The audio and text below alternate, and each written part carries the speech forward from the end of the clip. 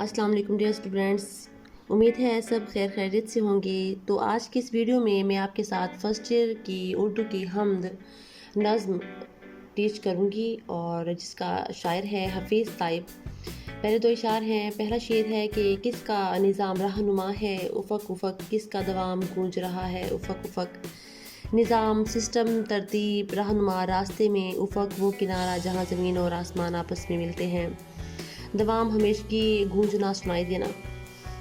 مفہوم اس کا ہے وہ کون ہے جس کا نظام زمین اور آسمان میں دکھائی دیتا ہے، اور وہ کون ہے جس کی ہمیشگی کا ڈنکا زمین اور آسمان میں شور کی طرح برپا ہے۔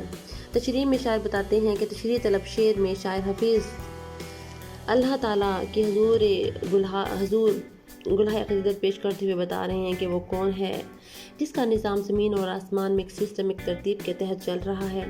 جب ہم زمین پر نظر دوڑائیں، آسمان کی طرف نگاہ دوڑا کر دیکھیں تو پتہ چلتا ہے کہ کوئی ہے جس نے یہ سارا نظام کنٹرول کیا ہوا ہے۔ ہر چیز اپنے اپنے مقدار میں حرکت کر رہی ہے۔ شاعر بیان کرتا ہے، اگر ہم چاند سورج کو دیکھیں تو معلوم ہوتا ہے کہ سورج اپنے مقررہ وقت پر طلوع ہوتا ہے اور مقررہ وقت پر ہی غروب ہوتا ہے۔ پھر عقل یہ سوچنے پر مجبور ہو جاتی ہے کہ کون ہے جو اس سارے نظام کو کنٹرول کیے ہوئے ہے۔ تو حوالے کا شعر جو ہے وہ میں شیئر کر رہی ہوں۔ نہ تھا کچھ تو خدا تھا، کچھ نہ ہوتا تو خدا ہوتا، دبویا مجھ کو ہونے نے، نہ ہوتا میں تو کیا ہوتا۔ شاعر کہتا ہے کہ کنٹرول ہر چیز پر ہونے کا ایک بات کی گواہی دے رہا ہے کہ کوئی ایک ذات ہے جس نے سارا نظام سنبھالا ہوا ہے، ورنہ کوئی دوسرا خدا ہو تو نظام درہم برہم ہو جاتا ہے۔ حوالے کا شعر ہے، زمانے میں سب کچھ ہے الا شریک، وہی ہے وحدہ لا شریک۔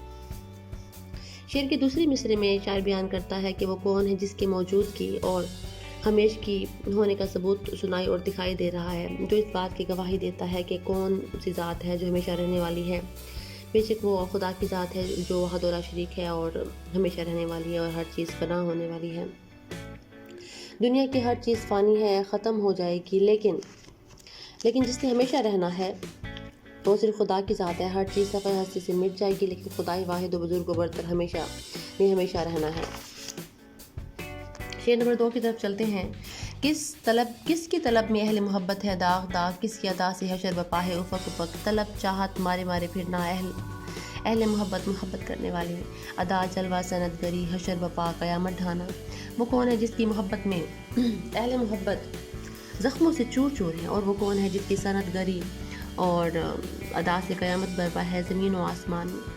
شاعر بیان کرتا ہے تشریح میں کہ وہ کون ہے جس کی محبت میں اہل محبت داغ داغ ہیں، زخم کھائے ہوئے ہیں، اس کی محبت کو پانے کے لیے مارے مارے